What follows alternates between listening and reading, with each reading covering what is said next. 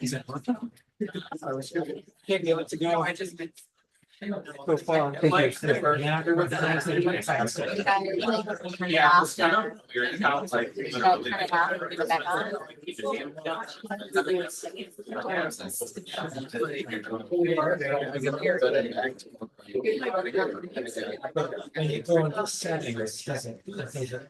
One more minute, gotta get moving. How did you get the printout? I'll print it out. Oh,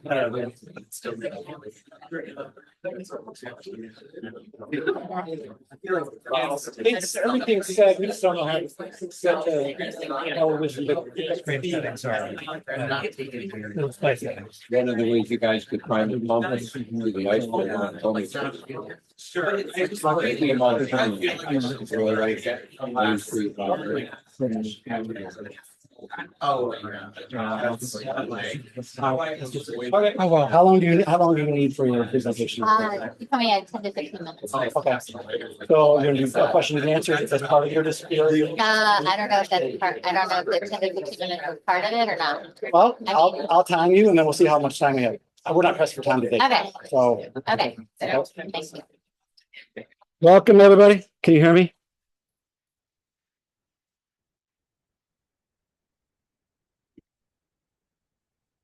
Hello. Hello. So welcome, everybody. Very cold Royal Oak, Michigan morning, but you guys are troopers for coming out here. Glad you're here. Welcome. Normally Michael Tash runs this meeting. He's very sick right now. So he's got just some nasal thing going on, but it's regular. So I am your vice chair, Carl Laubach. In the back of the table, you got Deb. She's our treasurer. Right there on the table, right there in front of the Zoom, that's Mike. He's your secretary.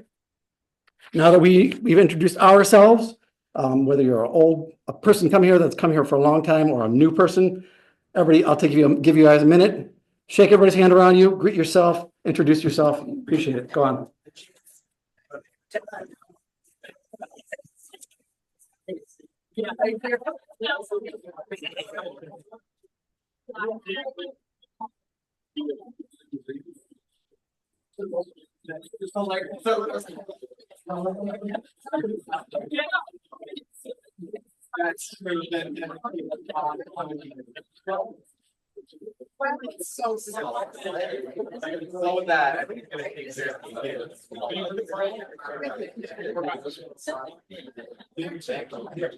Okay. Let's get our club business on its way. If you guys need the agenda can be clicked on the QR code that Lisa is holding up in the back. You need the agenda, click on that, you get the agenda.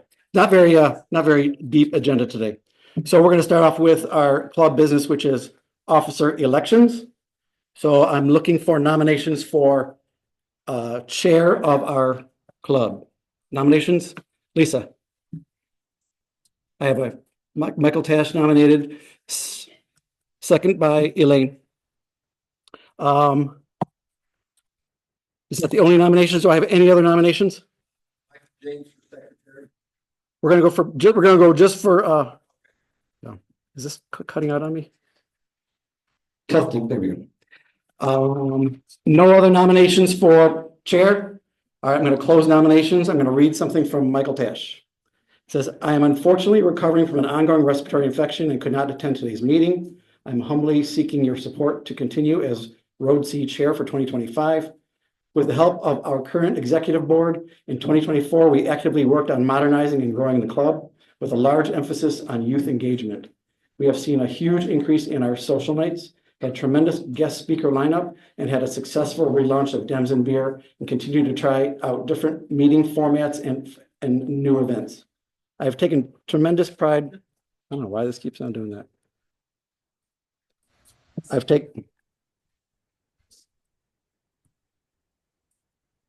Speak loud. I've taken tremendous pride. Let's see, where am I? In our email newsletters, social media, and continuing to work with our local leaders to help promote and assist with their priorities.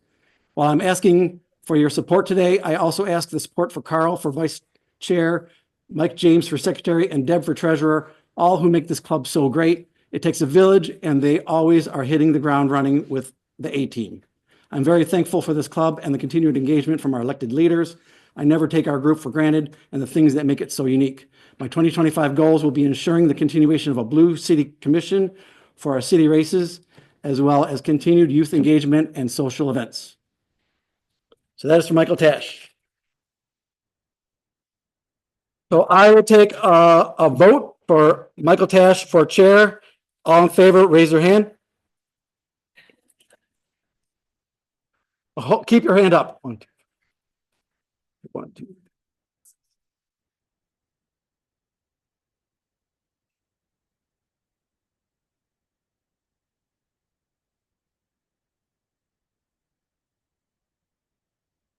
All right, I got 42. Any nays? All right, Michael Tash is now our chair for 2025. I will now take nominations for vice chair. William. Wow, what an amazing. Wow, that was heartfelt. I felt that right here. Do I have a second? Second by Joe. No other nominations? All right, well,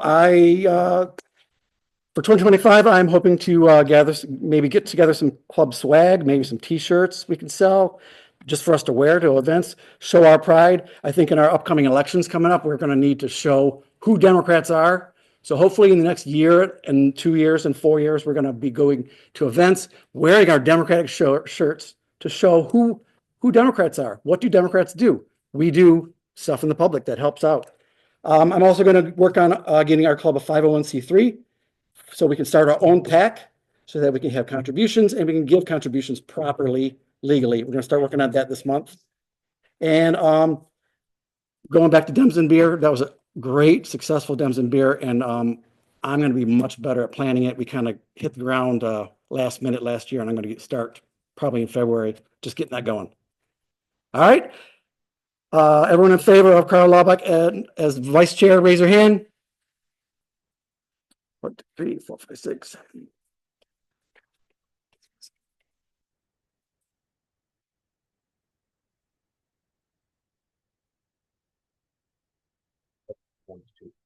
$46. Wow.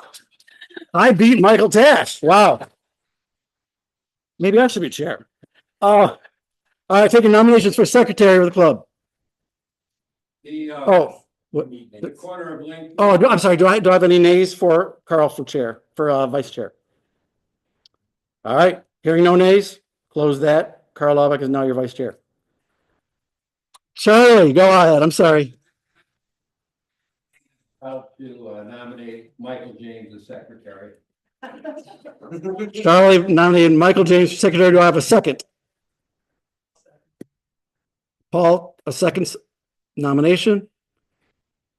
Any other nominations? Mike, do you have anything to say? Mike, do you have anything that you want to say? Oh, much appreciate your support. I'd like to help the club for another year. Thank you. All right. We are taking everyone in favor of Mike James as secretary for 2025. Raise your hand. 1, 2, 3, 6, 7.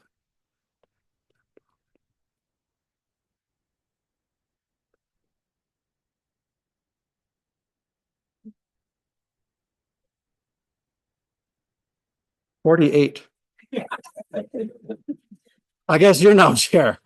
Any nays from what? Yeah, any nays? All right, Mike James, you are our secretary for 2025. Next up, nominations for treasurer for 2025. I nominate Deb from Diane. Do I have any seconds? Ian seconds. Deb, you have anything you want to say?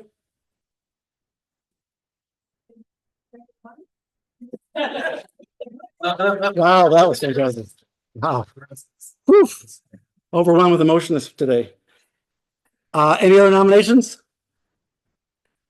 All right, all in favor of Deb being our treasurer for 2025, raise your hand. 1, 2, 3, 4, 5, 6, 7, 8, 9, 10, 11, 12, 13, 14.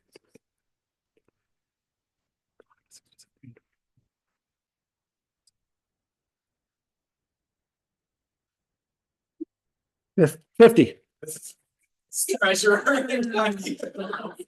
is why she's treasurer, not me. I can't count. All right. Any nays?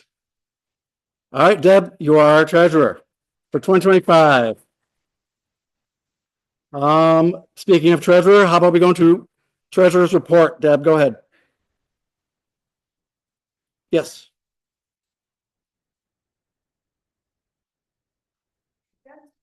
And in the savings account, which is our scholarship fund, $192.68. Oh, that went up. Nice. Okay. Next, we are going to welcome from the Oakland County Poverty and Homelessness Task Force. This is, I'm sorry, Kimber Bishop-Yanke. Kimber Bishop-Yanke. Go ahead and can you speak loudly, please? Sure. Thanks. All right, good morning, everybody. We can't get the PowerPoint to work, so a picture tells 1,000 words, but I will try to tell it with my words. So my name's Kimber, and I'm going to be sharing, wearing two hats today. One is as the chair of the Oakland County Task Force on Poverty and Homelessness, and one as the founder of Kids Empowered on the Move. So the task force, can you hear me, Deb, or you're telling me to be louder? Okay. So what happened about 5 years ago is I've been volunteering for the warming center that takes place in Royal Oak with about 10 different churches. How many of you are volunteering for the warming center that takes place in Royal Oak? All right. Well, I would encourage you as your community to get involved in this. So basically what happened like 25 years ago, homeless men froze outside St. Mary's Church, and the priests there decided to start a warming center. And they are struggling. The churches are struggling because as you know, numbers are going down in churches, and COVID kind of messed everything up. We used to have 100 people, homeless people staying, but now we're limited due to COVID. But yeah, so every year I organize, for the last 10 years, I organize volunteers for Genesis Church that does their 2 weeks. We are looking for volunteers if anybody would like to join our efforts. But the Welcome Inn is a day shelter that's located right at 13 and Crooks, right down the street, if anybody knows that church, and they need volunteers. They have a new executive director, which is very exciting. And then at night, the churches take over and provide a place to sleep. So somebody knew I did that. I organized them for Kensington, Birmingham campus, and somebody knew I did that. So they called me up and said, can you help a young woman who is sleeping in her car? It was during the polar vortex, if anybody remembers that little period in our history. And she was 22 years old, and I thought, sure, no big deal. I can help her. Little did I know that I was entering into a world that is a big mess. So I tried to call all the numbers that homeless people are told to call. We just kept getting sent in circles. And I would meet her wherever she was at 10 a.m. every morning, because Lighthouse requires homeless people to call at 10 a.m. to get on the list. And if you don't call, you get dropped to the bottom of the list. So I was driving to wherever she was because I understood that, one, her cell phone worked half the time. She had to be in Wi-Fi.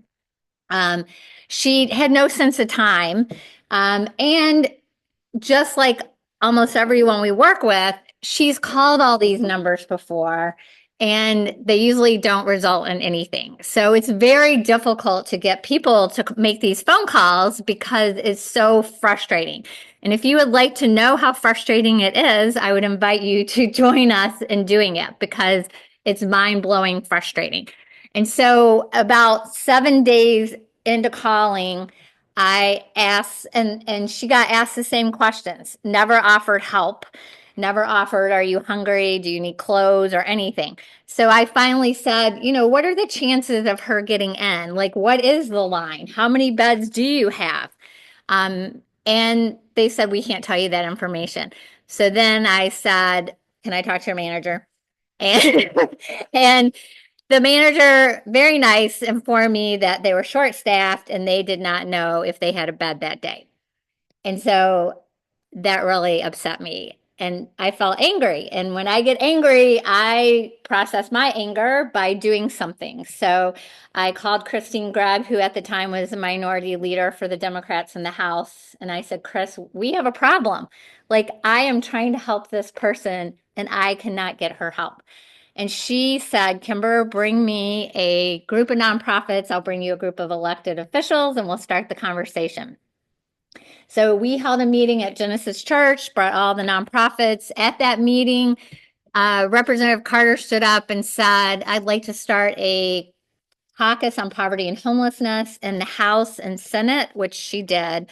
And then she said, I'd like to start a local task force. Kimber, will you help me? I said, sure, because I'm not going to complain unless I'm going to be willing to help with the problem. 2 weeks later, I got to see on Facebook that I was now the chair of this task force. Quick promotion into a space that I knew nothing about.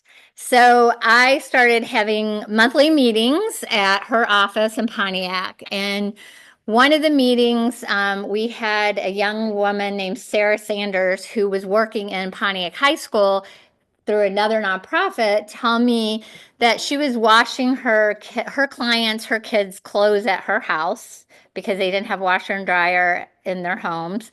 And she was giving them cans of ravioli for dinner to take home in their backpacks. And I was in complete disbelief. Like, what? All the food banks, like, we can't get people food. And she informed me that, well, Kimber, a lot of people don't have cars. How can they get to the food bank? I was like, oh. She said, food banks are only open maybe 10 to 1. A lot of people work. And you get a food box for 6 people once a month. Like, that's really not helping families the way they need to be helped. So I was like, okay, I had organized Thanksgiving baskets for Kensington Church, Birmingham for 8 years. And I thought, what if we could do a little food delivery of fresh fruits and veggies. And so I partnered with Micah 6. We were going to do 25 families, test it out, because I was like, as a person in the community, without a church behind me, without a nonprofit behind me, could I get neighbors, could I get friends to join me in this effort? I did not know. And so I was just going to do 25 families. We scheduled it March 20th, 21st of 2020, in case that gives you an indication of what happened. So 2 weeks before that, everything shut down because of COVID, including my little small business. And so I was like, I'm throwing myself into this food delivery because I was thinking 2 months, I'll work on this and life will go back to normal. And so we organized the first food delivery, and we had 50 volunteers at Brenda Carter's office. I had people going to grocery stores because, you could only buy one thing at a time, right? They weren't letting you take bulk items. And we had 250 families that we delivered to that day. And it was beautiful. It was beautiful the way people came together. So then I heard that Jennifer Lucarelli, professor at Oakland University, was organizing all the food banks under one roof to make sure everybody was covered. So I called her and said, could we do your Saturday delivery? We have 50 volunteers. We'll pack the food. We'll deliver it. And she agreed. So every Saturday we delivered food. And what happened is, as our volunteers started going into the community, masked up, following COVID protocol, we started getting requests. So the first request was from a mom who had a 7-month-old baby sleeping in a dresser drawer. Could we get them a baby bed? And I was like, sure, that should be easy. And then all of a sudden we were delivering furniture. And then the weekend before Christmas, like 2 days before Christmas, I get a call from Pontiac schools saying there was a mom with 6 children that had been kicked out of the grandmother's house because they all had COVID. The grandmother was afraid of dying. She kicked them out. and they had nowhere to go, and all shelters were full. So I put my first family in the hotel, and I'll tell you, I was scared. I was like, I felt responsible. Like, what do I do with this family? Like, I have no idea what I'm doing here. Fast forward 4 years later, we this year spent over $200,000 putting homeless families into hotels because we lack shelter beds. This is a problem nationwide, okay? This is not just our problem. You guys all know this is a problem nationwide. I wish I could show you the pictures because when most people think about homelessness, they think about the person at the corner. But what we're mainly dealing with is the single mom with 4 to 6 children. And homelessness has increased for many reasons. One reason is because after COVID ended, rents went up $400, $600, $700 a month. Did their paychecks go up $700?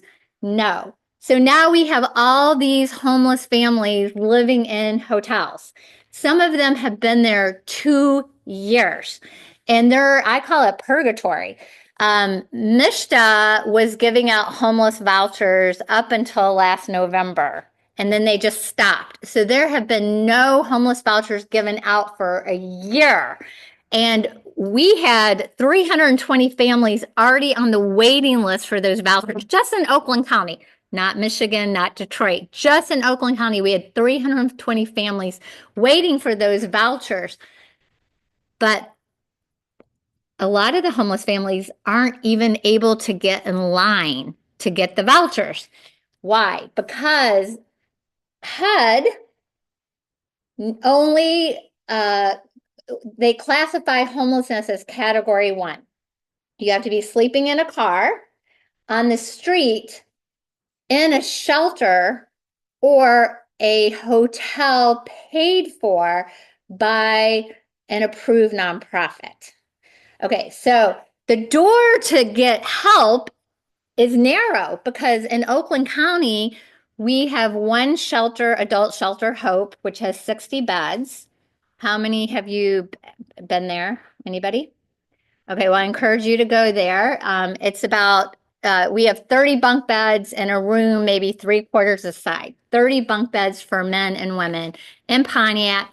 It's a low barrier shelter, which we need. It meets a need, but low barrier means you can be an alcoholic, an addict, right out of prison. You can be drunk when you walk in, you know. And so the grandmother in Troy that's calling us up is not going to go there. It's just not practical. It's not realistic. We have Lighthouse, which has 18 spots for families. So in a county of 1.4 million people, we have 18 spots. And then we have the temporary shelter, which I volunteer for, that happens 10 weeks. We used to have 100 people in it, but now I think they're up to 40. For several years, it was only like 25 because of COVID. So we're up to 40 people they're allowing. And then we have Haven. But I recently learned that Haven only takes people who are in immediate danger of being like killed. Those are the people that get in their shelter. So we have all these women who are calling Haven trying to get in their shelter when they don't fit the qualifications. We have all these people calling all the numbers of homelessness to get help, but they don't fit the qualifications. And so there's this huge group of people that are not being helped. And so about a year ago, we did a survey. Well, not even a year ago, about 6 months ago, we did a survey of the one hotel that we have most of our people in. And we found that the majority of families, their number one barrier was food, transportation, and application fees.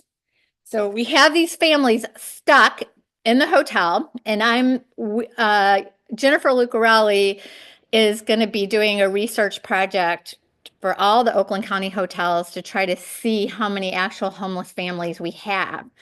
But in this one hotel, we have like 50 homeless families. So that's just one hotel. And so these families are all facing the same barriers. They have poor credit history. They have an eviction on their record. Most of them don't have cars to get anywhere. Most of them do not have a laptop to be looking up how to find a place to live. And in Oakland County, you have to make 3 times your income or 3 times the rent to rent. So I have a lot of families that have disability and maybe it adds up to 5,000, but rent is 2,000. So you have to make 6,000. So they can't rent anywhere. There is no plan B and C and D and E to help these families. So I decided after we did the survey, we did a hotel resource fair. It was our first one. Deb volunteered at it. And we had Lakeshore Legal, community housing, we had clothing, hygiene items, we did a cookout, we had games for the kids, we gave out prizes. It was an amazing event. And then we did trunk or treat for the kids there. And we recently, we had a donor that bought everybody in the hotel Thanksgiving dinner from a restaurant. So the good, and we've partnered, my nonprofit has partnered with Pontiac Community Foundation. They have what's called M1, which is a van, and they are starting now every 2 weeks. They're starting to do once a week, pick up people to take them to DHS or the grocery store, things like that. So I am working on trying to bring other nonprofits to these families to get them services because they are literally stuck. And if anybody would like to help me with that, I would love your help. Now, the beautiful thing that came out of COVID is that there was this guy named Cam Underdown who created a database called My COVID Response. Did anyone volunteer for that? Okay, so my guys, we got to get you involved. My COVID Response basically listed everybody in need and all the volunteers, and then they scheduled food deliveries to those families. And I'm going to tell you that this is the most beautiful thing that came out of COVID because what's happening is we've had over 1,500 volunteers volunteer for our nonprofit through this time. And what's happening is as people go out to deliver, they're forming relationships with people in need. Research shows that relationships with a different economic status is one thing that people need to get out of that being in poverty. Another thing is we're identifying need. So for example, we have an adoptive family for Christmas program. So 700 kids and adults got Christmas this Christmas. And when one of our volunteers went to deliver to a family that lived in a mobile home, she learned they had no heat. So she texted me, it was like 2 days before Christmas. She texted me like at 7 o'clock at night, Kimber, this family has no heat. I immediately texted this fabulous nonprofit called FaithWorks. If anybody's heard of that organization, FaithWorks. They are a group of volunteers that will repair roofs, and they do a lot of building of ramps and remodeling of people in poverty that own their home. And so I immediately called them, and 9 o'clock at night, they sent somebody out, and that family had heat. So I cannot stress enough that we need to be out in the community talking to our vulnerable neighbors and connecting with them.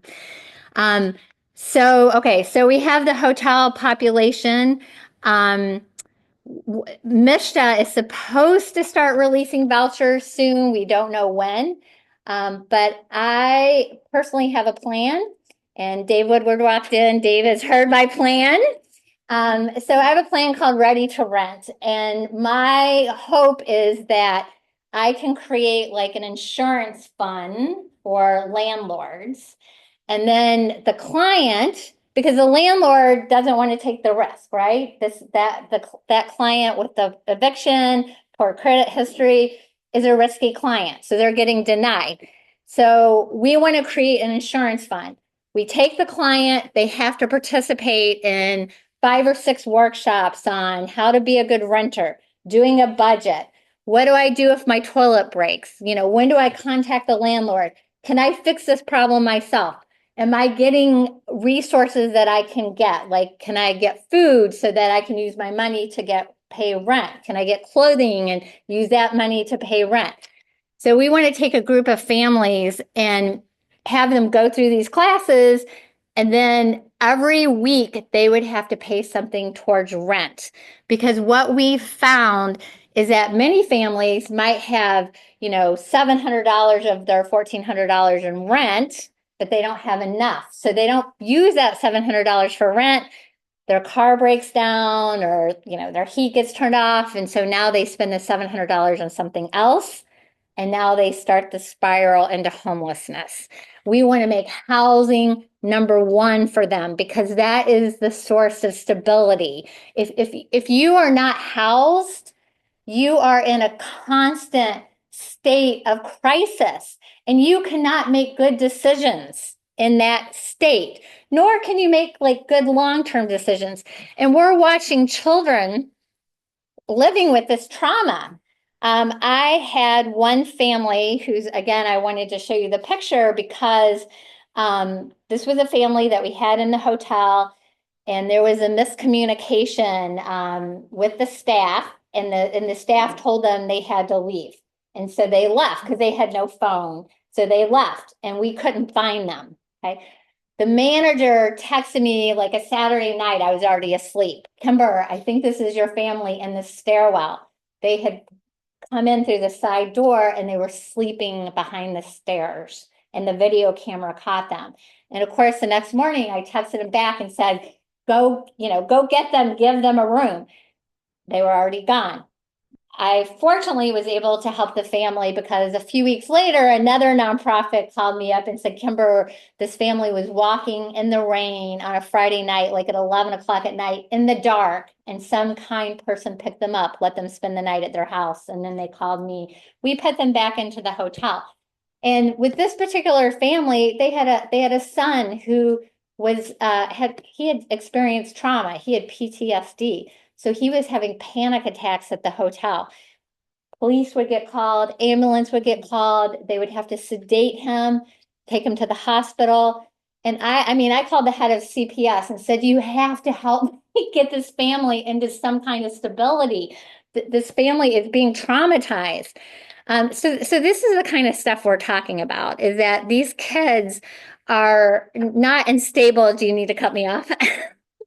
These kids are not in stable places. So anyway, how you all can get involved. We, again, just a couple blocks away, you have the Welcome Inn, which needs volunteers.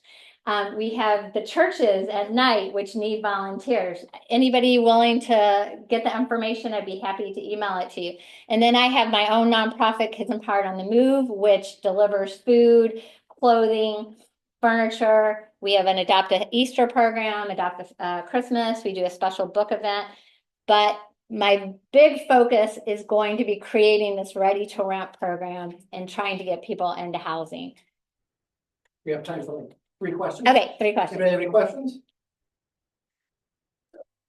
There's a lot of your programming for families.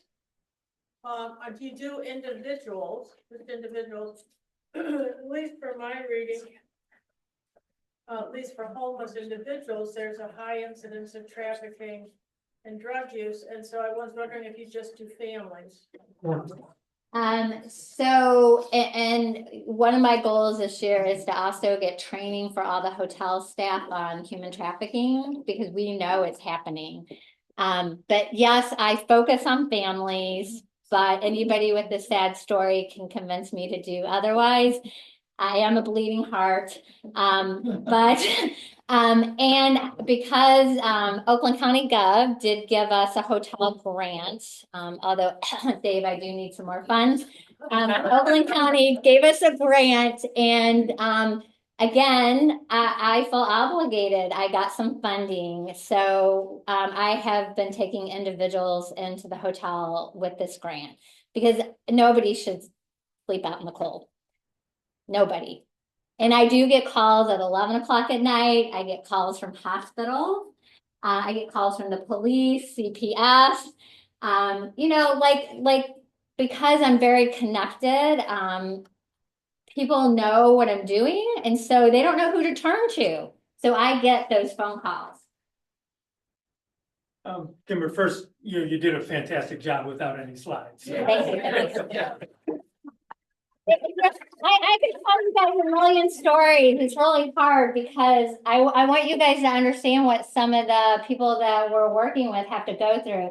And I did learn this morning that one of the guys that we helped 2 years ago, I saw an email that I got forwarded an email that said there's a man standing outside.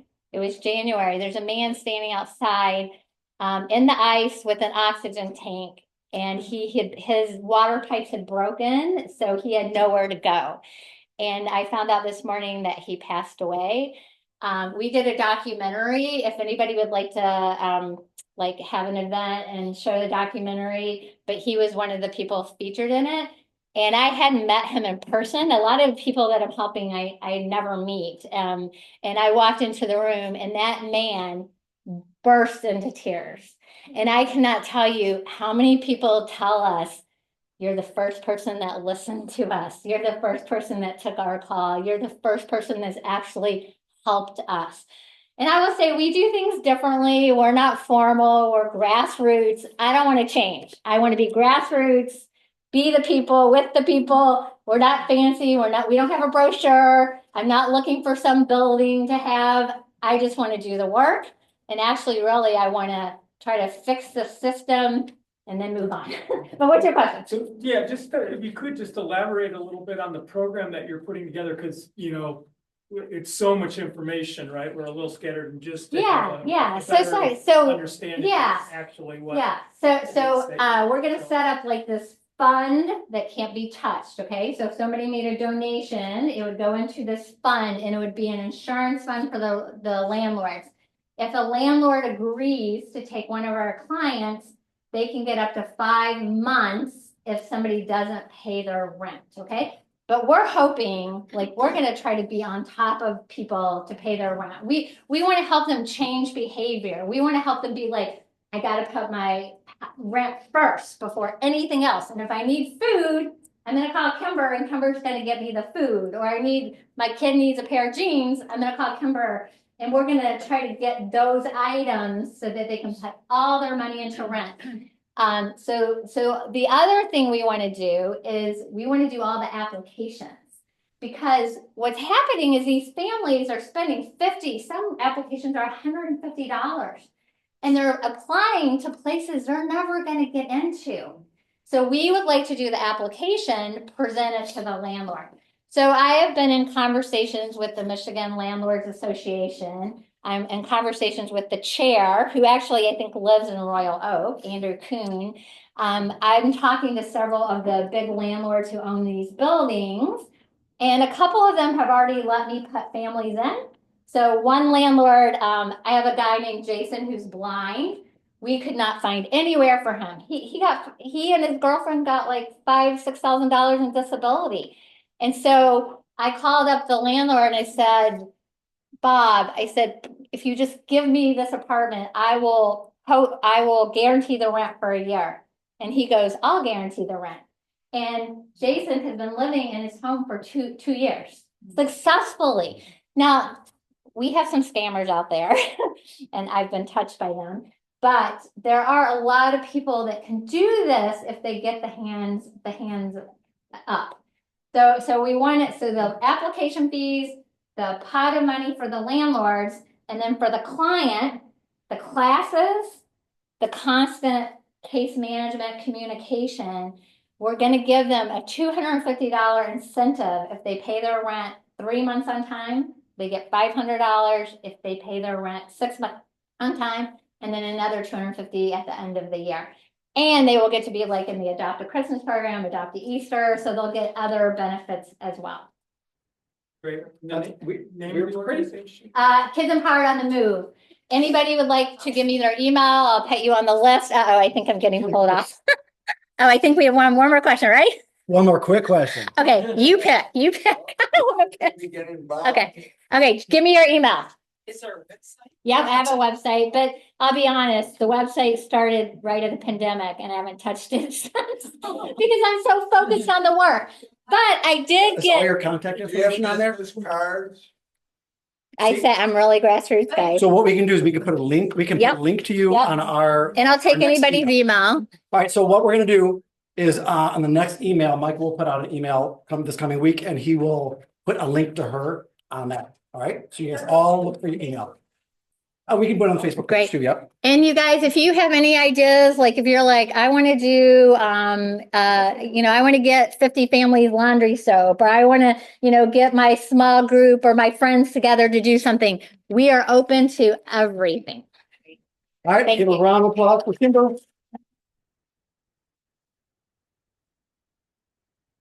Thank you so much. That was fantastic. All right, next order of business. Candidates for office is if there's any candidates for office currently running, you have an opportunity to speak right now. Is there anybody here for that? All right, nobody here for that. So next up is elected official reports. I see a bunch of elected officials here. Who would like to go first? Anybody? I have county officials here. I have city officials here. There we go. Hello, my first meeting officially as the rep for most of Royal Oaks. So just to recap, I have been a rep. This will be my second term, my third year as a state representative, but last term I just had one precinct in Royal Oak. The district's changed shaped and now I represent most of Royal Oak. So if you live in Sharon McDonald's district before, you continue to live in her district. But if you were in Regina Weiss or Helena Scott's districts, now you have me as your state rep. Royal Oak goes down from 4 representatives to 2. And there are pros and cons to having more or fewer for a city. But one of the pros is there are just 2 of us, that your Royal Oak elected officials and you as advocates can have to keep track of and get to know and reach out to. And whether or not I am your rep, if you have Sharon McDonald, I do represent Royal Oak, just like I have for the last 2 years in Lansing. Budget requests for the city, things that are important for the city. So some of the things that I've talked about here in the past, noise on Woodward continues to be a priority, working on efforts to reduce gun violence, have a little update there. During lame duck, we got some good work done, including a package of bills that I was a part of, which requires the state to fully destroy firearms that are handed over to Michigan State Police. Yes. We've been doing it, but we needed to put that in statute. If there's a change in administration, we don't want to count on the administration to make the right decision. We now have it as a law. It's harder to change. So that was done. We did Lauren, help me out. Safe schools, safe something. It requires schools to tell the parents about our safe storage laws, which require guns to be locked up away from people who shouldn't have access to them, especially kids, right? So you'll be seeing, if your Royal Oak schools don't currently, I bet you guys already do, send out information about our safe storage laws, but a lot of school districts don't. I live in Berkeley. Berkeley schools was not sending out that information despite requests. So now the state is requiring the schools to educate the parents and the families about that information. Yeah, do you have a question about that? I don't know. No, our microphone is not working right now. Sorry about that. I'll use my old teacher voice. I was a teacher and I can project. So yes, I can. So yes, we did the educating parents about the safe storage laws. We did requiring state to fully destroy firearms, and then we got in statute required dedicated funding for community violence intervention in the hospital setting. So we had already extended more community violence intervention in cities, right, in the communities where violence is most concentrated. This is going to enable us to provide more support when somebody comes into the emergency room, being a victim of violence, to have engagement with community violence, trusted community contacts that will help reduce violence in those communities. So those were the three big wins in that area. For those of you who are paying attention to Lame Duck, you also saw many of us were incredibly disappointed. We had some dysfunction within our Democratic caucus, and we in the House didn't do nearly as much as we should have, as many of us all wanted us to do. Senate did a much better job. They had a record 29 hours long session. So thank Senator McMurrow, thank all those senators for sticking with it, getting the things that we got through the House the week before through the Senate so they could go to the governor's desk. But despite the best efforts, we could not do the same for the Senate. We just couldn't get our House members to show up and vote.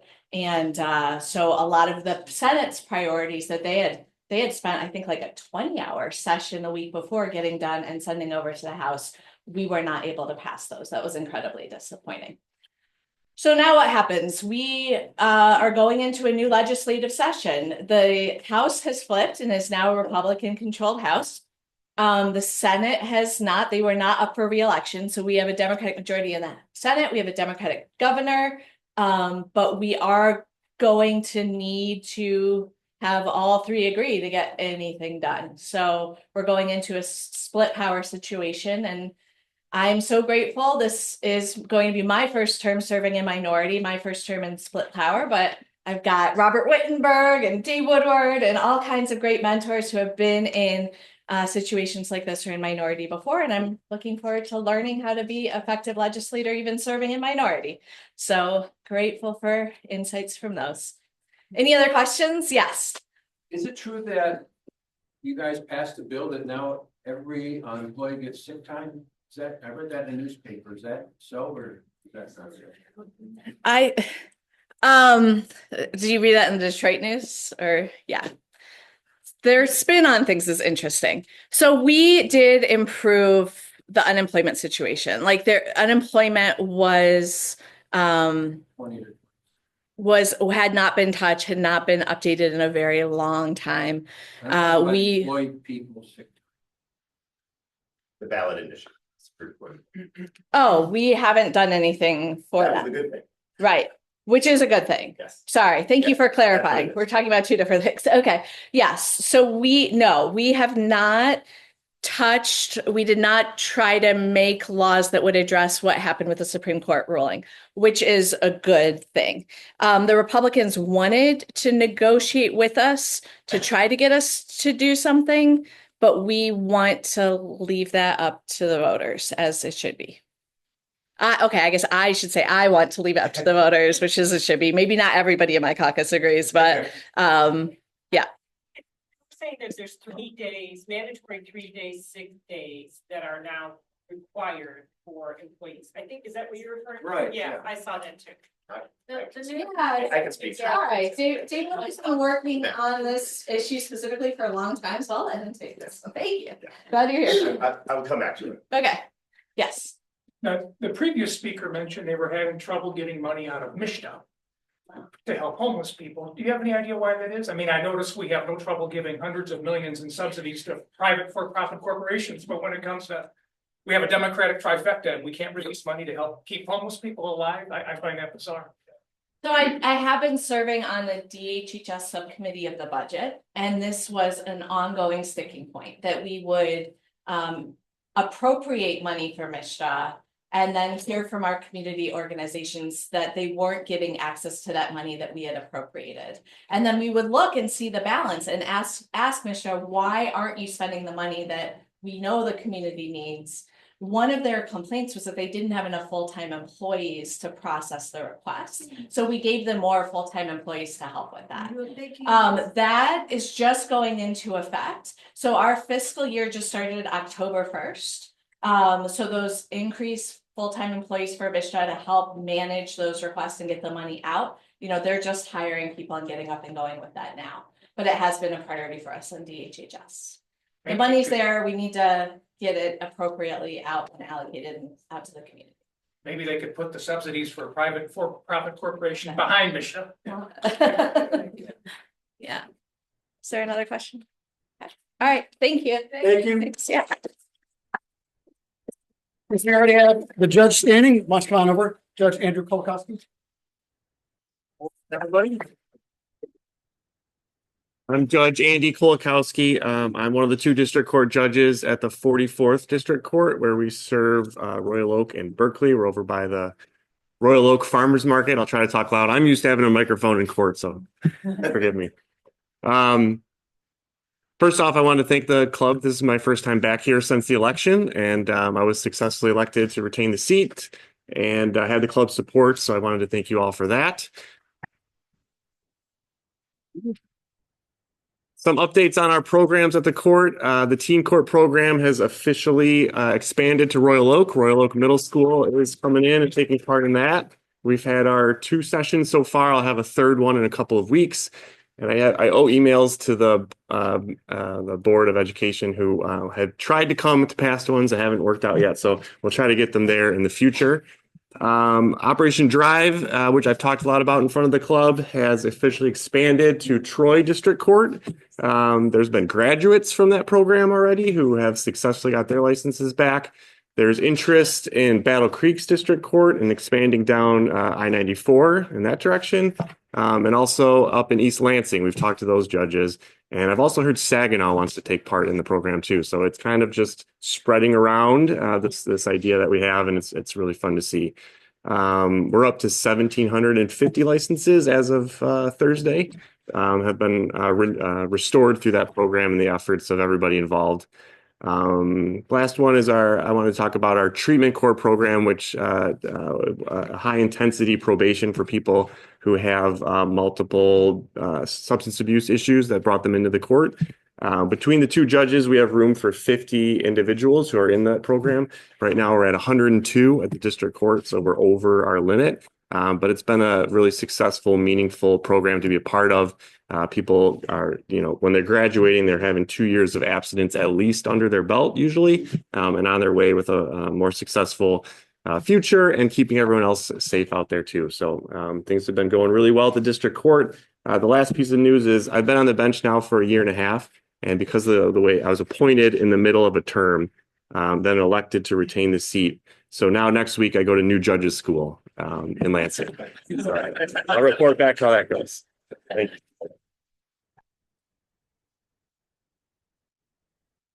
Who's up next? Who wants to go next? Dave Woodward. Happy New Year. Let me just start off by saying that Democrats help people, help working people. We don't need to rebrand. We continue to do the things that Representative Price is doing, the things that the judge is talking about doing, and things that we're doing here at the county.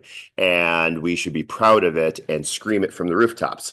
As the DNC is starting to hunt for and select a new chair, the DNC, a number of candidates are coming to the Detroit area, coming to Detroit next week.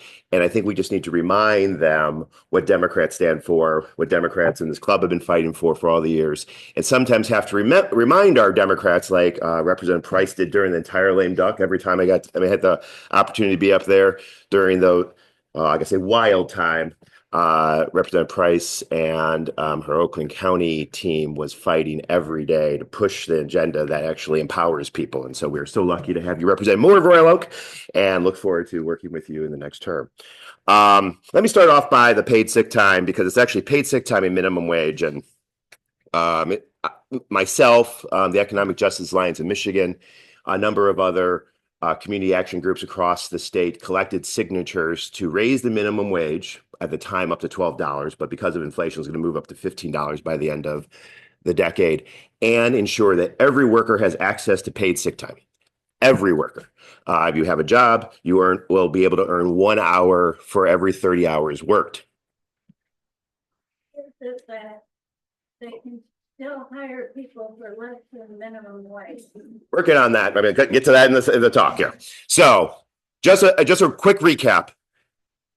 Signatures were collected back in 2018 I've been working on raising the minimum wage since 2000. No, yeah, 2002 is my first ballot initiative campaign, but we've been steadily working to boost it up. 2018 was the last effort that collected enough signatures and that brought the question before the legislature.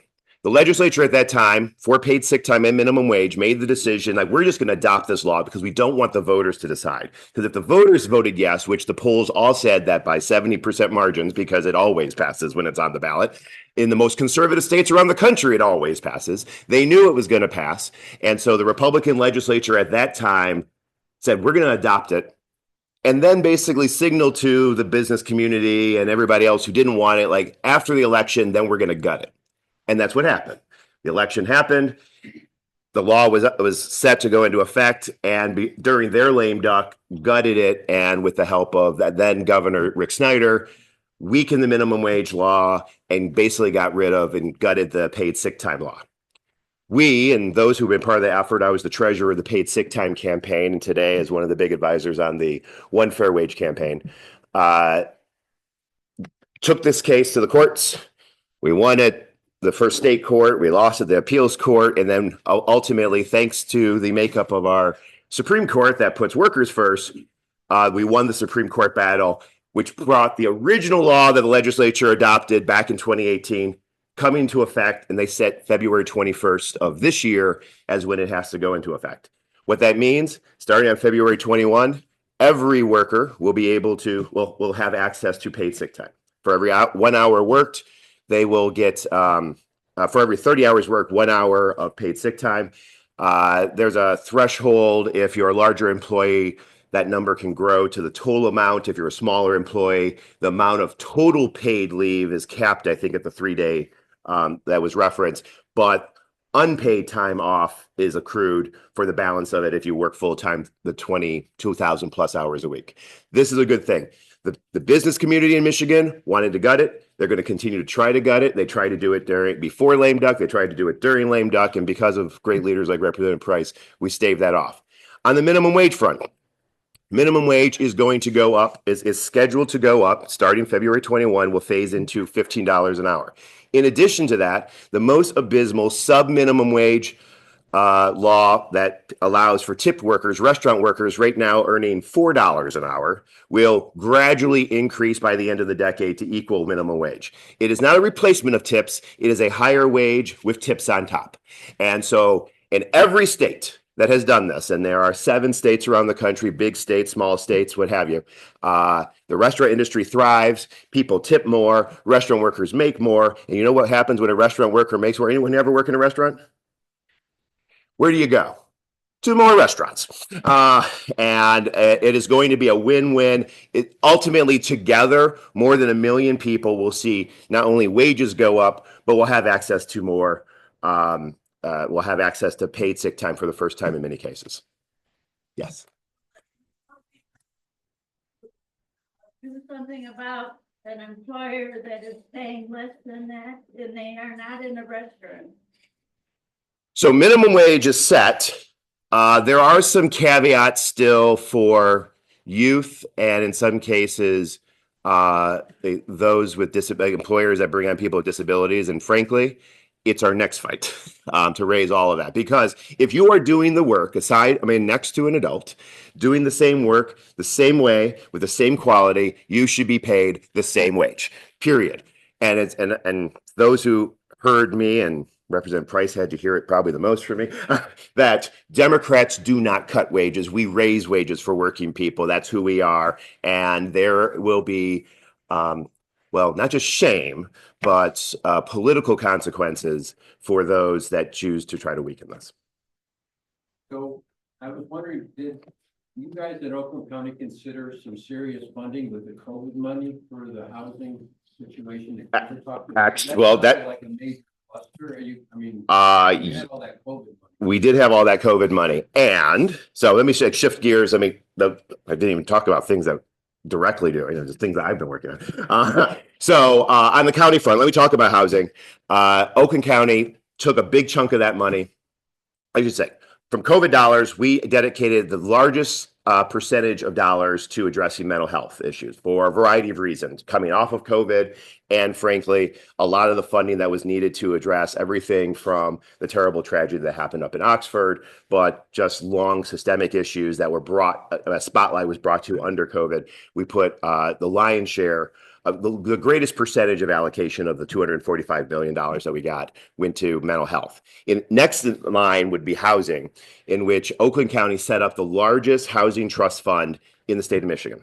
What this is, I mean, basically a revolving fund, but I think it's important to put into context to build new affordable housing and what that entails takes a long time for it ever to get paid back. I mean, we're talking in some cases 15, 20 years. And so we not only created this and seeded it with more than $20 million, but we also restructured our general fund so that $2 million of state general funds, as long as those dollars and representative prices helping keep making sure that our shared revenue keeps coming, as long as those dollars continue to flow, then $2 million a year will additionally flow into that. And we're working on a couple other strategies to grow that trust fund. As a result, just in 1 year of the trust fund fully funded and off the ground, 700 more units of affordable housing is being built across Oakland County. And it's a gamut of different types of housing. Some of it's a refurbishing of poor housing and bringing it up to standards.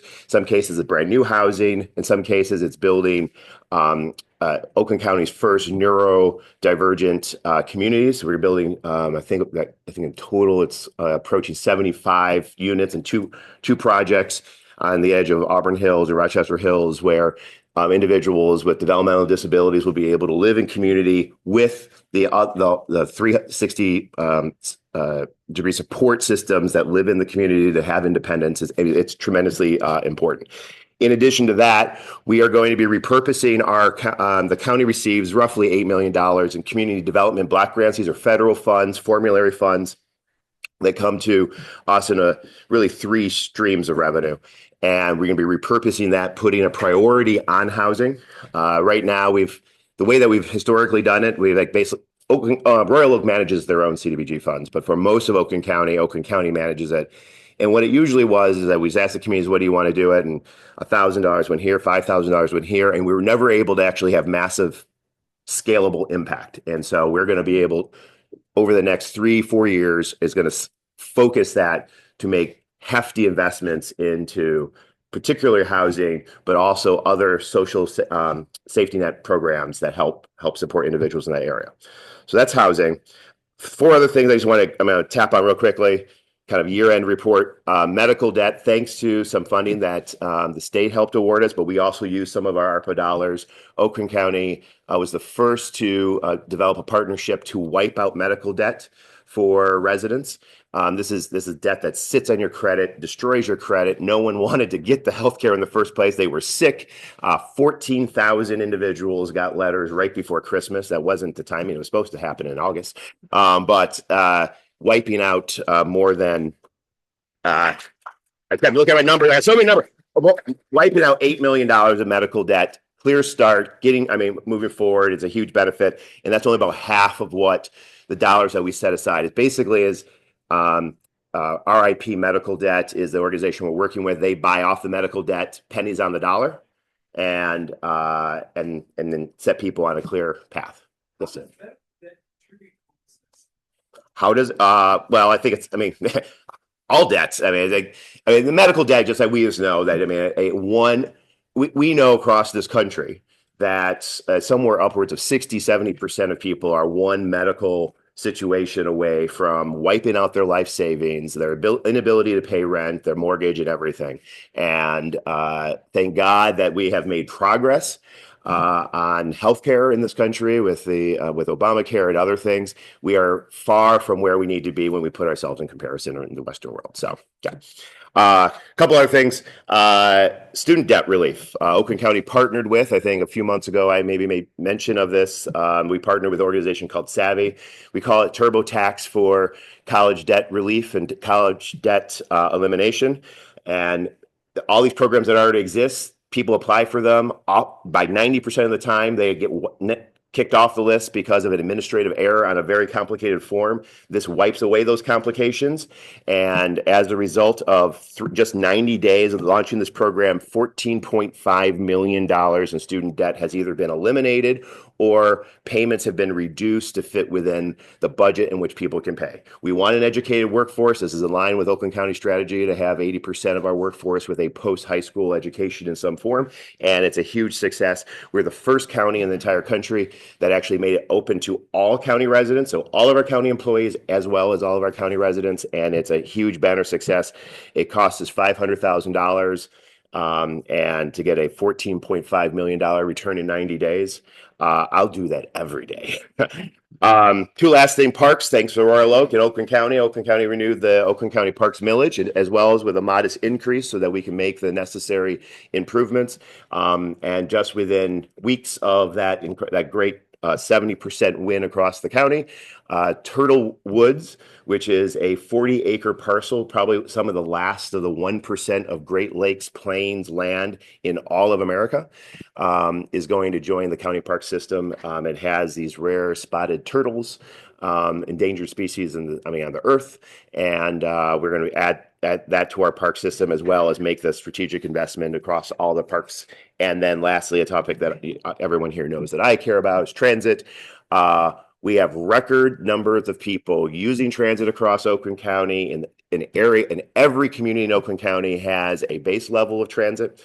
And we're seeing more people get to more destinations and more hours of the day than ever before. New routes, Rochester Road that comes right through Royal Oak. If you didn't, you can take the bus and see the lights in Rochester Hills and then come on back. And an M59, getting to areas that never had before. I'm not saying that we're done. I mean, in order to make it work, we've got to increase frequency. We've been able to provide money to increase wages so that the bus driver shortage issue, we see the end of the line, and we're going to fix that because it's pretty hard to move someone if you don't have a driver for the bus. And there's other great things that's on the horizon along Woodward and other areas to, again, increase frequency, which costs more money. But we are in a model position. And also thanks to Representative Price and the legislature, Wayne County is on track to join us in a countywide solution in the coming years. In fact, was on the phone yesterday with some of the Wayne County leadership because they're going to be putting forth whether 25 or 26 is not completely decided yet, but because of authorizing legislation that they allowed Oakland County to get included in, that we look forward to see a greater expansion of transit in the metro area. That's it. A couple questions? Yeah. So, thanks. We had a talk about homelessness and housing, and then you're talking about the same thing. And just wondering, where would it fit in? You're talking about mental health. There's so many people with serious mental health issues with no place to live. And if they get a place to live because of their mental health issues, they may lose it. Is there what part of this whole organization maybe addresses that, or that we could?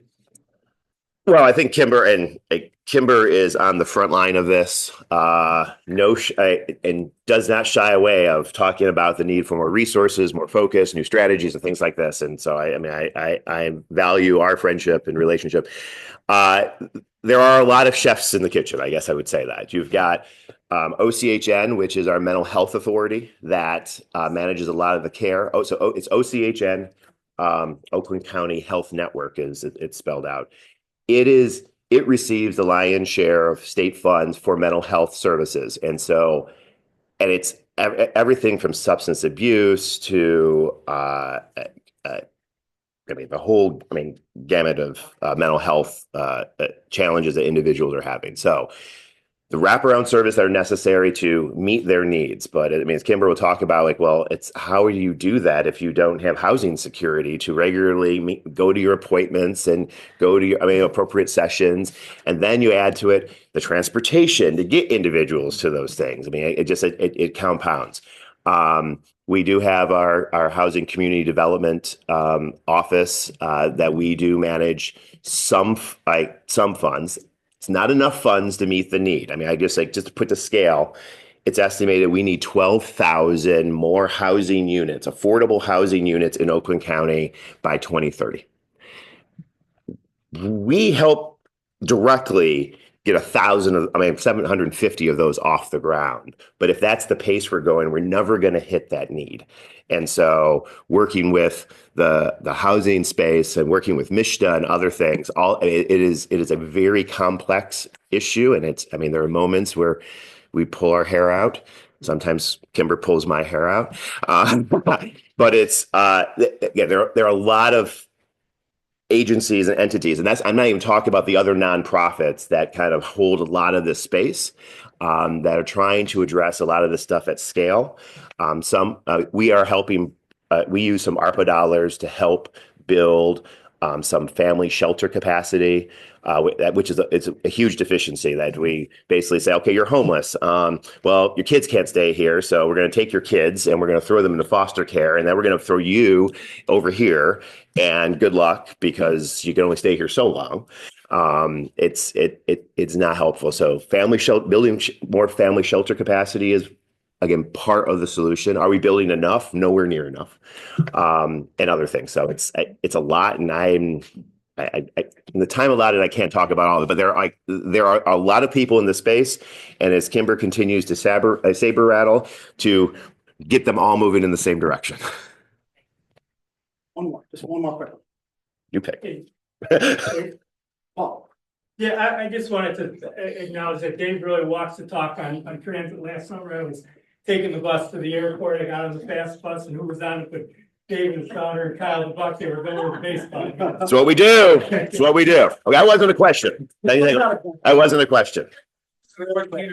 Congratulations on getting that minimum wage law passed. That was all we. Oh, it wasn't a lot of us. For years, and it's going to make an enormous difference in people's lives. As long as we don't weaken it. Thank you. All right. No more question? We got a question. Thank you. Talked about earlier with homeless people was getting people to places, and doesn't SMART have, some of those funds on expanding SMART, are those going towards helping get people, because also buses, they just go to bus stop,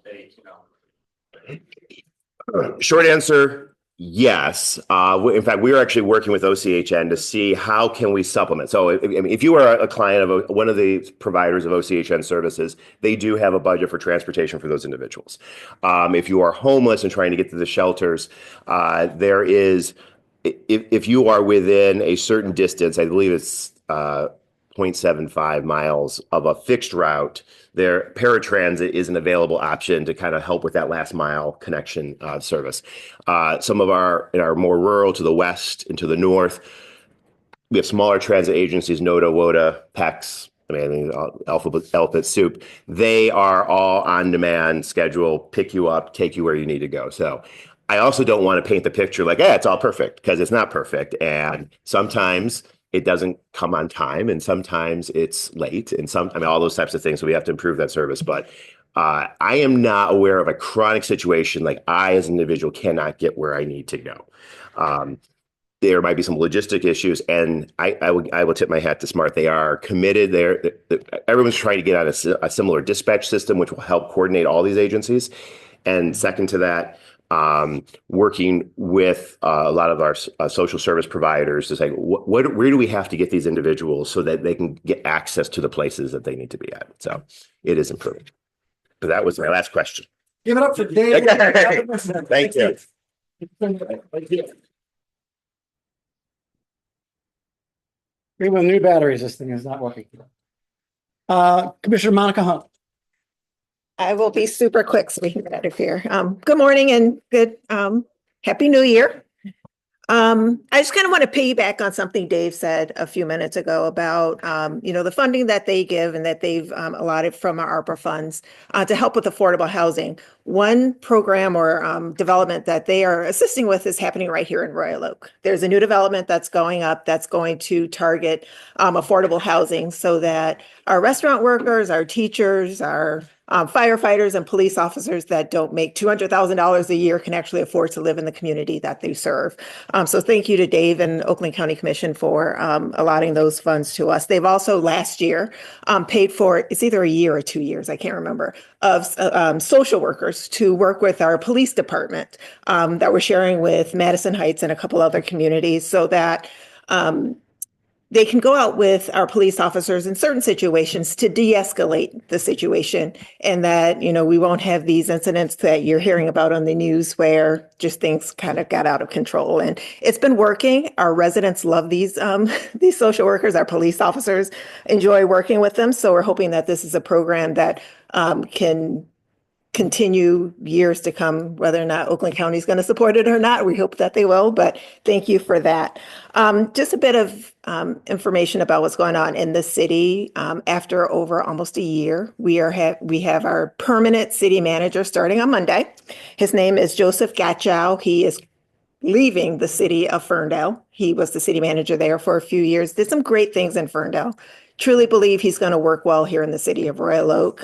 He has some great initiatives in mind. He's already hit the ground running, meeting with the commission, meeting with the mayor, meeting with city leadership. So we're truly hopeful that he will be an incredible resource for our city and a leader for our city.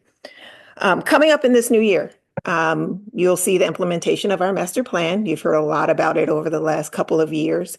We have a draft in place, and it's truly going to be a document that will help us grow as a city, implement the things that we need to in our city. Our city has changed dramatically from the last time we had a city or a master plan put into place. So it's something that will really be a benefit for us in years to come.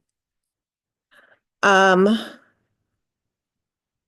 program that's coming up that I'm really hoping that you all will come out and support is what's called our neighborhood networking event, and is put on by the Community Engagement Board. And we have so many boards, so many committees in the city of Royal Oak, city sponsored or, you know, outside of the city, like the Elks Club, the Eagles, that people just don't know about. And what we're hoping is that it'll be an event that will have not only those clubs, but also city departments like our department, where it is Department of Public Works, our school district, our police department, our fire department. If you have any questions about anything that's going on in the city that is a part of one of those city departments, you can come, you can ask questions, you can find out what boards we have in the city that you may be interested in being a part of, finding out where you belong in the city, being a part of our city, being more connected with our city. That is going to be on February 28th from 4 to 7 at the farmers market. There'll be food trucks there, there'll be music, there'll be city officials that you can ask questions to. So it's just sort of a networking event. Find out where you belong in the city, get questions asked and answered from city leadership and club leadership.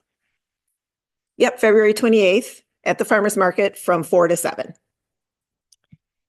And last, it is 2025. It is a odd year, which means it is a local election year. And while we don't know who's going to be on the ballot for city commission yet, we do know that for over the last year, there have been others that are not so silently campaigning on things that are necessarily true. These people are not above lying in order to fearmonger and, question what's happening in the city.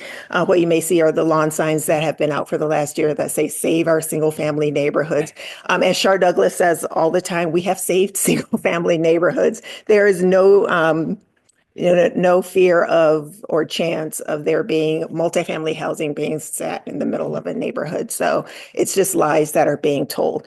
But they're loud. It may be a small group, but it's a loud group. So just remember when you're out talking to your neighbors, talking to your friends about what's going on in the city of Royal Oak and, what's happening here. We are a safe city. We are a thriving city. We're a progressive city. And we're a city, like Dave says, we're Democrats here. the city of Royal Oak is primarily Democrat. We care about our neighbors. We care about what's going on. We care about making sure that we have a diverse and, open city. So what the other side is trying to do is, try to make it back like 1980 or maybe even 1950. So remember, as we're moving forward in this year, as you're, supporting your candidates, as you are knocking doors or thinking about knocking doors, we really need the support to make sure that we keep, like Mike Tash said, a blue city. So any questions? Yay. All right. All right, I think, school board, do you guys have anything that you want to contribute?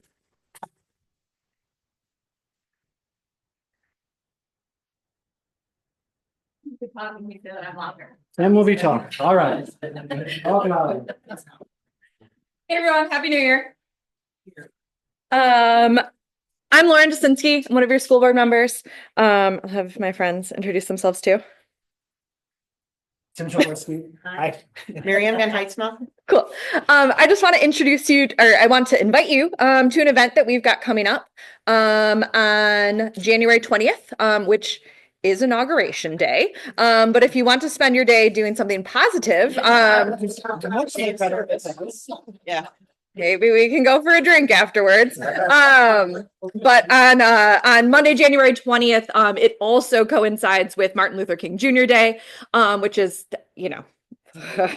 whatever. But the school district, the Royal Oak School District, the Berkeley School District, and as of last year, the Clawson School District, as well as our cities, all partner on what we call a day on, not a day off. So it's a day of service, a community gathering, and an event that we would love for you to all come participate in alongside our students and our staff.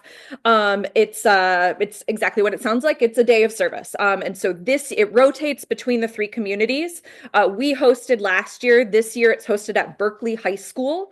The event is from 9 to 11:30. It's going to start with kind of like a welcome and a brief speaker. We're going to take a little like peace walk around the neighborhood. And then there's going to be several different like stations where people can participate in some kind of community and service activity. There's going to be like thank you notes to community members. There's going to be a donation center to sort a whole bunch of donations that are coming in. And then we're going to make a bunch of deliveries. I'm going to have Michael send out our wish list of items if you want to contribute to this. We do need the manpower on the day of, but we also need items that are going to be then shared with the Brightmore Initiative, Cass Community Social Services, the Judson Center, and our local First United Methodist Church. That's where the donations are going, but we need like non-perishable food items, toiletries, diapers, things like that. There is even an Amazon wish list if that works easier for you to just purchase something on Amazon and have it shipped to us. All that information will be sent to you. But I just wanted to invite you to join us on that day for like a nice, a good morning of community and to spend some time in service with each other for this month. Okay, cool. Ryan? Website and the city website. Yeah. So if you want those questions answered that you may have, look there. We'll put it Where? The city website. It's on and the school romy.org, district yeah. Website both have the same information. The link to that and information. we'll put it on the next email. Okay. Yeah, and we are doing the blanket project again this year. Okay. If anybody's done, I've done it for as many years as we've done that MLK Day. And the Royal Schools Foundation actually donated for all the supplies for that project. So really glad to have that. Pardon? We make fleece blankets. So it's a good family project. It's a project that groups do at a time. And I forgot how many kits we bought. We bought a lot. So And they go to the hospital, right? they don't go to the hospital anymore since COVID because everything has to be like it's a different protocol these days. So I think we find shelters in different places for those blankets to go. And then that way the residents can keep them and take them with them. They're like those fleece tie blankets, where you cut them. But it's a nice project Like when people don't know what to sewing machine do, that families can do, little kids can do it. And so it's always been a great project to hit every year. So very grateful for that. Just a couple things as everybody's talking about money and funding. I don't know if everybody's aware, I think we probably talked about that before, but this year the schools did not get a foundation increase. So the foundation money that the schools received this year was the same as what we had last year. And so, we don't know what this year holds. And so that's a challenge as well, right? So, we're talking through that. We've had many conversations about, what does that mean? How are we gonna, end the school year, this current year, and then also knowing what kind of funding we're gonna get next year. And so, we appreciate, I heard somebody commenting about teachers. We love our teachers. We absolutely love our teachers. And, the majority of a school district's budget is salaries and wages and staff. I mean, that's the majority of our dollars. And so what funds that is the foundation money that we get from the state. And so, just as I look at politicians that may be here, just, continuing to fund schools in the way they need to be funded so that we can continue to provide the quality education that we provide to the students and within Royal Oak, which is really, really important, in supporting our staff that are critical to do the job we need them to do. And we're very, very grateful for them. So. Does that mean teacher salaries have stayed stagnant? Well, no, we have contracts for our teacher. We have 4 different unions within Royal Oak. And so they're contractually, but this is a negotiation year for us as well in the school district. And so, a lot of variables are in play. And so we continue to want to do the right thing. And so part of that is getting the right funding from the state, which is pretty critical. So whenever you have an opportunity to voice your thoughts about that with people, I think that's really important as well. So I would ask that you do that at an opportunity that you do have for that. And I was not, one quick thing. I was not here after the election, so I wanted to thank everybody for supporting me. This is going to be the start. This is the start of my 9th year. This is my 3rd term of serving on the school board. Thank you. I believe, our lives are better because of the community we live in. And part of our community that we live in is educating our children and being an active participant in making your community better. And so I thank you for all of your support, and I didn't want to dismiss your question. What's the enrollment looking like for the schools, and what's the trajectory? I think that also COVID, we lost, I think people moved to private schools, and I think that's an issue. I think it's also a foundational issue for our democracy, as kids are not really feeling part of a community. So just interested in that. Yeah, so for the longest time, we've been at the 5,000 number. This past year, we're down a little bit. And, we did lose during COVID, right? Because private schools were open. And so people wanted their kids in the school, not learning from home. And so we did lose people during that phase. We actually are looking at an analysis. The district has the data onto where people have gone. Is it people that have moved out? We thought as we had these bigger homes and homes that people wanted that would stay within Royal Oak, that, they would stay, we would retain some of that students, but some of the people that are buying the larger homes too, maybe sending their kids to private school versus, public school. So I think, we have just a lot of positivity within our school district. I think, we used to take a lot of heat in, the middle school. I mean, I'm going to be completely honest. People were always criticizing our middle school. And I think everything that we hear about our middle school is so positive right now. We have an amazing team there at the middle school. And so that messaging has changed, and I'm very grateful for that. But we can continue to watch that to see where we're going to be next year. Our upcoming kindergarten numbers are, we're pretty high. So at the elementary level, our numbers have gone up. So the decrease that we did experience this year was at the middle and the high school.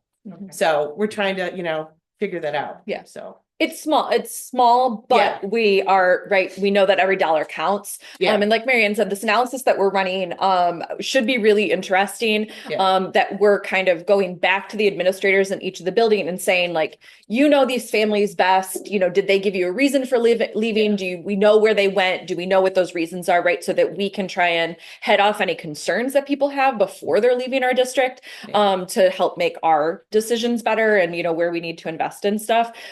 But our young students, the enrollment is up. This will be the first year that we have DK in all buildings, right? Yes. Yeah. So we have developmental kindergarten, which is essentially 2 full years of kindergarten in our public schools. For the first year demand, we've expanded it to every single elementary school will have their own DK program where kids are starting essentially 1 additional year in our communities and then able to stay in the same building through 5th grade, which is great. So yeah. Just one other question. I just lost my thread. Okay, that's okay. Sorry, Lisa. You can always reach out to me if you have a question. Sorry. Hi. Are they do they do any comparison of the results of public school versus private school? Well, so our information is public. So if you go to the school website, all of that is transparency reporting. Is there any place where there's a real comparison by people that are not connected to either one of them? As far as being like, Comparing the quality of what they're producing in public school and what they're producing in private. Outcomes, yeah. Outcomes in private and public school. Well, so the part of public school is they have to provide data, right? And so we have graduation rates, we have completion rates. I can't quote you those numbers off the top of my head. Make private schools provide anything? How do they know they're any good? That's a question for Natalie Price. That's a good question. That was actually one of the bills Charter that schools is the same thing, right? Charter schools aren't required to provide data, One of the right? bills that didn't make it through the legislature. Yeah. That would be wonderful if we had that data, yes. I remember my question, I think with these shrinking districts, this is not really from the Dem side, but really from a practical side of Royal Oak. We have all these small districts, Clawson, poor thing, but they, their people really value the small schools that they have there too, but it's just really not sustainable. We have superintendents for every small district. We have, really a lot of administration for 2 small districts. I know they were looking to kind of, affiliate themselves with Troy. Troy's like, whatever, they're so big. But I mean, how do we build I know we do some collaborative work, but really, I just don't see it sustainable for all our small districts. Well, then Clawson passed a bond, right? So, Clawson is still doing things, after I think the rumors of them wanting to join a different district. But they still passed a bond because they're restructuring their schools. I think Natalie. Yeah. Yeah, thank you. I'm itching to respond to a few of them. Oh, please do. And Natalie's got our back. Our comments about legislation are not directed at Yeah, She always has the back of public schools. I try, and I was a teacher, right, which Do you I wanna come over here? appreciate so much the work that these guys are doing. But just a few things that came up that I want to address.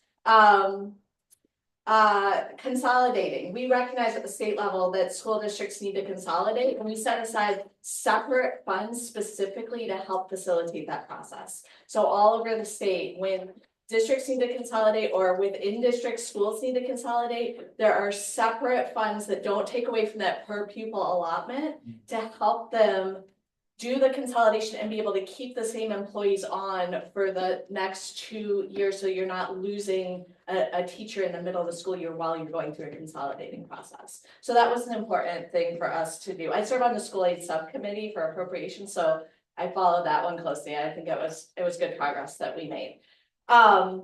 Charter school transparency, yes, absolutely needed. Charter schools do get that per pupil funding, just like the public schools, but they're not required to report really basic information, including who licenses them and who is the for-profit company that's running them. So there is some very common sense legislation that we need to get done to require charter schools to reveal this information as a starting point. And then I did want to address the not getting a foundation allotment increase. That is true, but I do want to give a little more context, especially in case you guys are hearing from your superintendents that this is why they're making decisions that they're making. One of the things that we did on school aid this year was there were these retirement funds that were coming to fruition, coming to an end. The governor really wanted to put them toward expanding pre-K, moving up the timeline to get like required funding for pre-K and first 2 years of community college. And some of us in the House, we pushed back on that. We need to better fully fund what we're doing. We're $4.5 billion short of funding public schools in Michigan right now. Like, we need to make sure we're doing this right before we're moving up a timeline to do more. And one of the things that we did was make it, so until we made this change, there was 20% of a salary, which is again the biggest expense of the school, that the public schools had to pay an additional 20%. They hire somebody $100,000, they have to pay $20,000 into a retirement fund for that person. The charter schools did not have that requirement. And it put the charter schools a really uneven playing field with our public schools in terms of what they could offer people, how they could recruit people, how many employees they could have. And we changed that. We made it so that the public schools do not have, that we got rid of that payment. It also, by the way, there were retirees, MEA union retirees that were continuing to deal with old debt, and we wiped that out. So we made it so that it wasn't a foundation allotment, but in practice, it resulted in roughly for Royal Oak Schools, $420 per pupil increase, similar to a foundational allotment of $420. So just if your superintendent is saying, we didn't get a foundation, well, you didn't, but we removed your requirement of paying into that retiree, that debt is wiped out, and that in practice is more money per pupil that you guys are getting. So I just wanted to address that too. And just to touch on the consolidation thing. So, I mean, years ago, my kids were young at the time. We did consolidate, you know, we were a Star elementary family. And at that time we consolidated to one high school, one middle school, you know, and then the 6 elementaries we have today. So I think even years ago, we had the foresight to know we had too many schools. I mean, it's lovely having the community school within your neighborhood, but the reality of how many schools really fit, you know, appropriately within your city. So I think, you know, that helps us today, having the foresight to do that years ago. So, you know, we're kind of right sized in some ways until, you know, we address preschool, but yeah. I want to address a foundational question. Every study I have seen over the decades have shown that a public school and a private school, the same funding, the public school always outperforms on academics than the private school. That's been foundation decade after decade. Now it's possible to pump up a private school with even more funding than a public school. I went to a high school that was less funded than the local Catholic high school, and we beat them out in academics when I was a kid, every year, decade after decade. So the fundamental issue is, if you invest in a public school, you're going to get more out of it than you will similarly invested private school. Well, we take all students, right? So that's the other thing too, right? Is we don't discriminate and turn away, we take students, right? And I think that's important. All right, can you get more? Yes. I got it. Happy New Year. Happy New Year.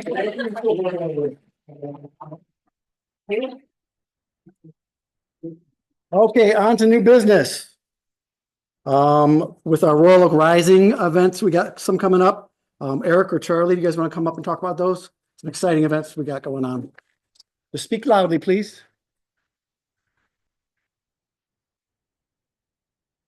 I'll go first. I'm Eric Harrison with Royal Oak Rising, our youth engagement. So we have a wine tasting on January 22nd. I'm very much looking forward to that. It's going to be fun. It's going to be a blind taste testing. So I'm going to have my affordable wine versus some of Charlie's fancy wines, and we'll see see how we do. But that should be fun. So again, that's like $5 wine. So. No, I'm still better than $5 wine.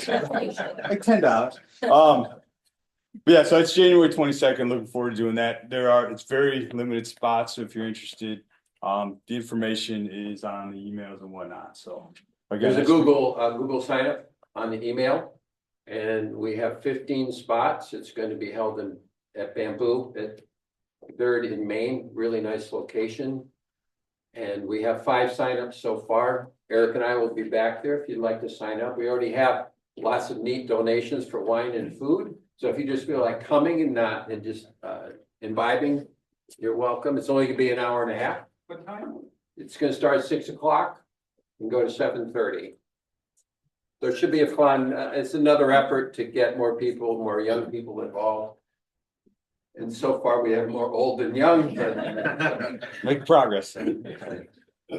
We're also having a book club on February 19th, Wednesday. That's also in the email announcement. That's also going to be at Bamboo. The book of choice is John Dickerson's Whistle Stop. So if you like books, you like to read, like to talk to readers, please come. And we don't have any restriction on the amount of people with that. Okay? Yes. What kind of book is it? It's a political book. John Dickerson is a nationally known political commentator. So he's talking about my favorite stories from presidential campaign history. So it's just going to be a scan of all the things he's done. I don't know if you listened to his podcast. And wasn't he 60 Minutes or he was? Yeah, he was on one of those news programs. Yeah, one of those news programs. That will be, great question. That will be at 7. It only lasts an hour. So if you have an hour of time, and we're pretty strict on time, don't have to spend any more time than you want to. So 7 o'clock to 8 o'clock on February 19th, John Dickerson's Whistle Stop. Halfway through the book, it's a really good book. So yeah, he's an incredible writer too. Good stuff, yeah. All right, our social night, which has been a hit lately. January 16th, it's always the third Thursday of the month, 7 p.m. This month, we're going to have it at 5th Avenue. Come on by, bring a friend, bring a neighbor, bring some family. It's a way to mingle, nothing official. We just sit around and BS. So those have been really good lately. If anyone is not on our email list, because we talk about this email all the time, you can either go to our Facebook site, find it, or if you want to give your email address and we don't have it yet, stop by and see Deb on the way out to get your email address. Lisa Mason, you have something to add on new business? I just want to make sure everybody knows that Royal Oak now has a Human Rights Commission. It was sort of born here. And it's 2 years old now, so it's getting to the point where they've created a strategic plan. And the next thing they're going to do now is a survey. So in January, we'll be sending out a link through the newsletter to a survey. So that will guide the work of the Human Resources Commission for all of the near future to come. So if you would please fill out the survey, pass it on to friends and family. One of the great insights we had when we formed the commission is we not only want to survey residents, but people who come to Royal Oak, people who work in Royal Oak, people who wish they could live in Royal Oak, people who have had positive and negative experiences as visitors. We want to get all that input so that the Human Resources Commission properly focuses its work in the coming years. So we'll have a link for that soon. It'll be going out during the month of January. Thank you. Lisa? If we're going to be having a board meeting here shortly, there's a 4 elected board members, but we also have a larger board. There's about 12 to 15 of us on there. You guys, if anybody want to join the board, we always welcome new members. Would love to have more ideas entered into the club. Speaking of ideas, we're at our next board meeting, we're going to be looking at speaker ideas. So anybody have a great idea for a speaker this whole coming year? We need to schedule somebody for all 12 months, 11 months now. So come on, bring by, you can email it to the club, an idea, or tell one of the board members. Mike? Yeah, just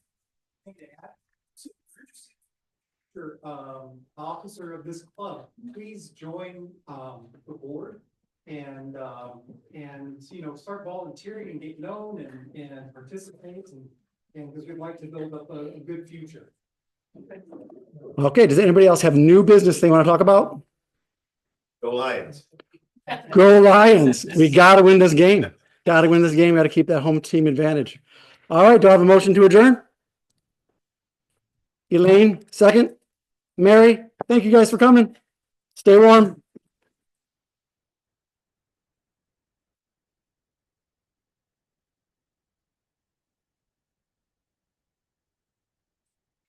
Hey, Tom.